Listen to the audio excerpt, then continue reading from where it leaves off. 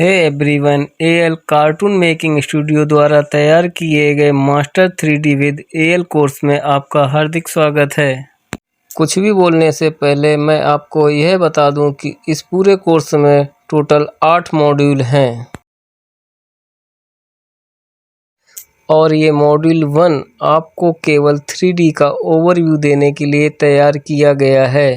ये मॉड्यूल आपके लिए उतना ही इम्पोर्टेंट है जितना कि अदर मॉड्यूल्स। इस कोर्स से प्रॉफिट कैसे कमाया जाए, तो सबसे पहले इस बात को याद रखो कि यह कोर्स कंप्लीट बिगिनर्स के लिए है। अगर आसान भाषा में कहूँ तो इस कोर्स में हम एकदम बेसिक से शुरुआत करेंगे। अब आप में से कुछ लोग ऐसे होंगे जो 3D के बारे में या फिर जिस फ्री 3D सॉफ्टवेयर में हम काम करेंगे उस सॉफ्टवेयर के बारे में काफ़ी कुछ जानते होंगे, और ऐसे भी होंगे जिन्हें अच्छे से 3D की अभी समझ भी नहीं होगी और ना ही कभी उस 3D सॉफ्टवेयर का नाम सुना होगा। अब इस बात से कोई फ़र्क नहीं पड़ता कि आप इन दोनों कैटेगरी में से कौन सी कैटेगरी में आते हैं। यह कोर्स इन दोनों ही प्रकार के लोगों के लिए परफेक्ट फिट है। लेकिन असल बात यह है कि आप चाहे किसी भी कैटेगरी के हों, प्लीज़ लेसन मिस मत करना। I repeat, please lesson miss मत करना। मैं ऐसा इसलिए कह रहा हूँ क्योंकि मैंने यह master 3D with AL course इस तरह डिज़ाइन किया है कि ऑलमोस्ट सभी केसेस में किसी भी एक लेसन का कॉन्सेप्ट उसके पिछले लेसन से कनेक्टेड है। जैसे ही आप लेसन स्किप करेंगे आपके कॉन्सेप्ट मिस हो जाएंगे। अगर आपके कॉन्सेप्ट मिस हो गए तो आपको यह कोर्स बोरिंग लगने लगेगा और आखिर में होगा क्या, आपका टाइम बर्बाद होगा।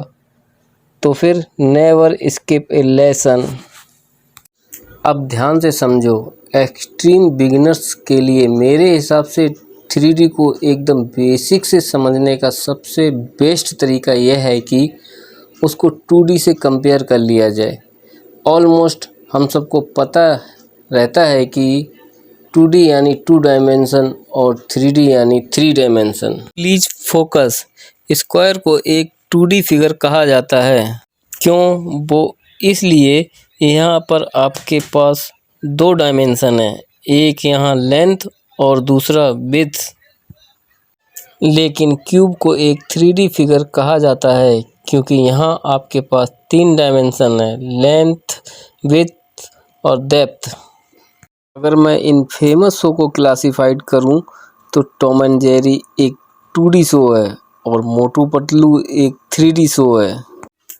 असल में पॉइंट यह है कि 2D एनिमेशन है या 3D एनिमेशन है, यह चीज़ ऑब्जेक्ट पे कम डिपेंड करती है और स्पेस पर ज़्यादा।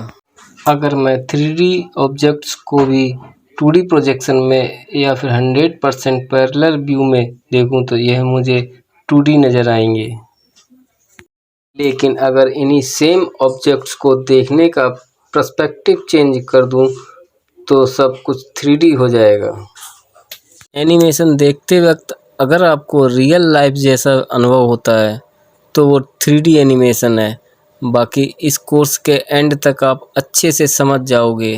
मॉड्यूल फर्स्ट के फर्स्ट लेसन में आपने यह सीखा लेसन को स्किप करने से क्या नुकसान होंगे, 2D वर्सेस 3D एनिमेशन में क्या डिफरेंस है, और 3D को समझने का बेस्ट तरीका है कि हम ऑब्जेक्ट पर से ध्यान हटाकर स्पेस को और 2 ऑब्जेक्ट के बीच के डेप्थ को समझने की कोशिश करें।